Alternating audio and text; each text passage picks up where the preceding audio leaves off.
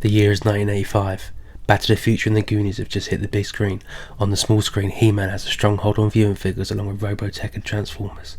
But there's a new kid on the block, vying for every 8 to 10 year old's attention and pocket money. That man is Matt Tracker, head of counter-terrorism unit M.A.S.K.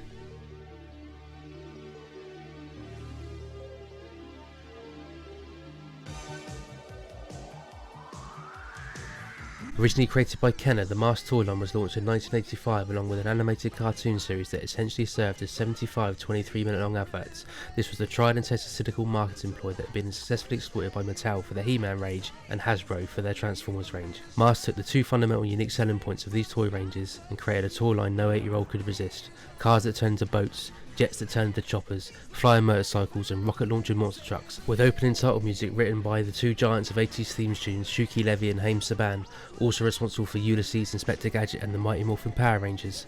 A surefire hit was on the cards.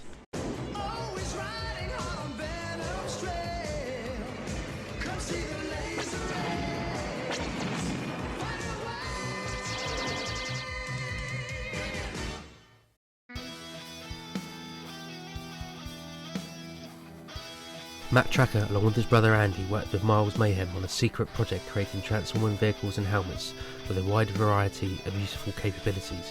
Shortly before the project was complete, Miles double-crossed the brothers, stole the technology and left Andy to die.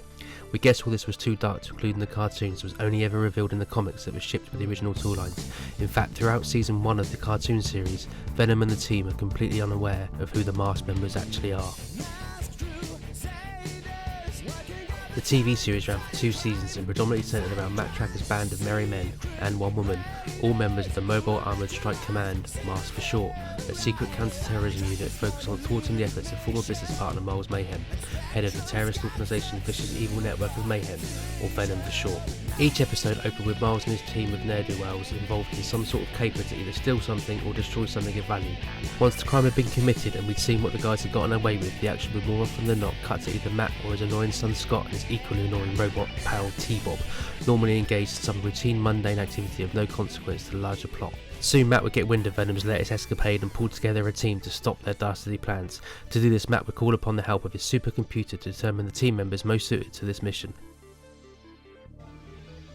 Personnel selected. Brad Turner, motorcycle and helicopter pilot, vehicle code name Condor. Bruce Sato, mechanical engineer, mechanical specialist, vehicle code name Rhino. These team members would be contacted via a nifty little digital watch and drop everything and hurry to Boulder Hill for debriefing. Each team member had a specific set of skills, more importantly their own transforming vehicle that would be cast in plastic and shipped to every kid in the US and UK for a bargain price. The series debuted in 1985 with the pilot episode The Death Stone. Here we are introduced to 3 main characters, Miles Mayhem, Matt Tracker and his annoying kid Scott. In The Death Stone, Miles Mayhem interrupts a scientific expedition to retrieve a life-giving meteorite and makes off with the artifact, leaving the head of the expedition, Professor Stevens, for dead. We then cut to Matt Tracker's country mansion where the Professor Stevens has been recovering from her ordeal. At the same time, we are introduced to annoying arseweb Scott and his robot moped T-Bob. Matt assembles a team of M.A.S.K members to go after Venom and retrieve the meteor. This format will be repeated multiple times throughout the first season, with various random MacGuffins serving as the plot point for Venom's nefarious deeds. As the series progressed, new characters will be introduced, presumably to coincide with the latest action figure Kenner had managed to produce. The second season switched the format to be centred around auto racing, with various team members of M.A.S.K facing off against various team members of Venom. This only lasted for 10 episodes before being cancelled.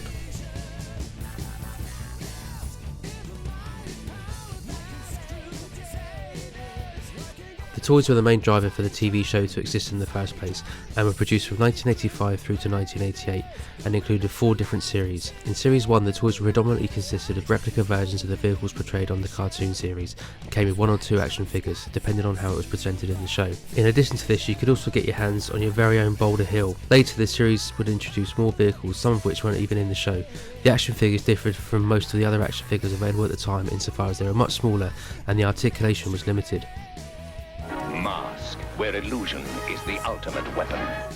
We can only assume this is due to the fact that the main focus of the toy range is the vehicles, so in order to make them affordable and playable, it was necessary to shrink them from the normal 3 3/4 inches we were used to seeing. I mean, imagine the size of Boulder Hill or Rhino if you had to fit a He-Man sized action figure in there.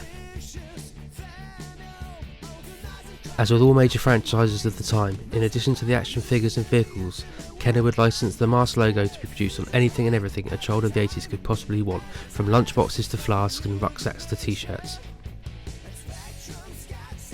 On top of the action figures, vehicles and lunchboxes, if you were lucky enough to own a ZX Spectrum or a Commodore 64, you could hand over your hard-earned pocket money and purchase the computer games produced by Gremlins Graphics. As you'd expect from this era, the gameplay and the graphics weren't that great, so they were pretty much limited to scrolling shoot-em-ups or general puzzle-solving format that made up most of the computer games of that era.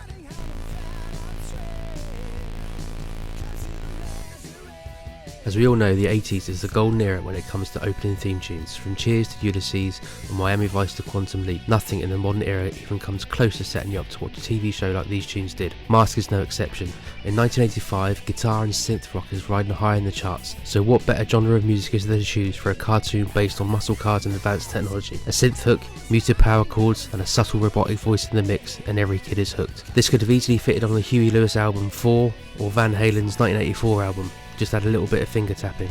Written by TV theme heavyweights Shuki Levy and Haim Saban and recorded by vocalist Larry Leon, it has to go down as one of the greatest opening titles of all time, not just for a cartoon, but all TV in general. Rumours and announcements have been circulating since as far back as 2015 that we would one day see a feature-length live-action version of M.A.S.K hit the big screen. The Hollywood Reporter announced that Hasbro and Paramount were creating a movie universe to combine G.I. Joe, Visionaries, M.A.S.K and ROM. Back in 2016 it was reported that numerous writers had entered the writing room to pen it, and in 2018 it was announced that F. Gary Gary would direct. As of 2020, Chris Bremner is at the helm to write the script. Only time will tell if Matt Tracker, Miles Mayhem and Scott will eventually get the big screen outing they so richly deserve. To find out more and see who we would cast in the live action big screen outing, check out our Cult Faction podcast episode 14, M.A.S.K Crusaders, Secret Raiders and Toyline Creators.